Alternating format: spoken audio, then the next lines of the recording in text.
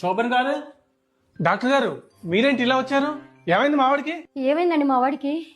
ఏమన్నా దెబ్బలు తగిలినాయా? గుణన్ ఇటు రామ్మా. అరే ఏమైందిరా? డాక్టర్ గారు కంగారు పెట్టకుండా ఏమైంది చెప్పండి. మీ అబ్బాయి నా దగ్గరకు వచ్చి ఏమడిగాడో తెలుసా? ఏమడిగాడండి? డాక్టర్ గారు, నా చెవులు వినిపించకుండా ఉండటానికి ఏదైనా టాబ్లెట్ ఉంటే ఇస్తారా అని అడిగాడు మీ బాబు.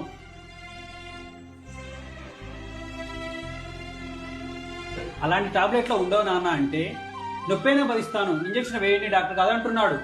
ఒరే నీకేమన్నా పిచ్చి పట్టిందా? ఎవడైనా కోరి చెవులు వినపడకుండా చేసుకుంటాడా? ఒసే బుద్ధి లేదానా, నీ వల్లే వాడు ఇలా తయారయ్యాడు. ఆగండి, అసలు ఆ మాట బాబు ఎందుకు అన్నాడో తెలుసుకోండి. నేను చేసిన అతి దరిద్రమైన పని ఏంటో తెలుసా? నిన్ను పెళ్లి చేసుకోవడమేనే. నిన్ను చేసుకోకముందు నేను చాలా హ్యాపీగా ఉన్నా. అసలు నువ్వు పోతే నాకు క్షణ వదిలిపోతే దరిద్రం. ఎవరు దరిద్రం? నువ్వు దరిద్రపుతానివి. నువ్వు, మీ అమ్మ, మీ నాన్న, మీ వంశం మొత్తం దరిద్ర ఫ్యామిలీ. నువ్వు వెళ్ళిపోవటం కాదే, నేనే తీసుకెళ్ళి నేను ఆ కాలు ఒకటి బొంద పెడతా, ప్రశాంతంగా ఉంటా, హ్యాపీగా ఉంటా.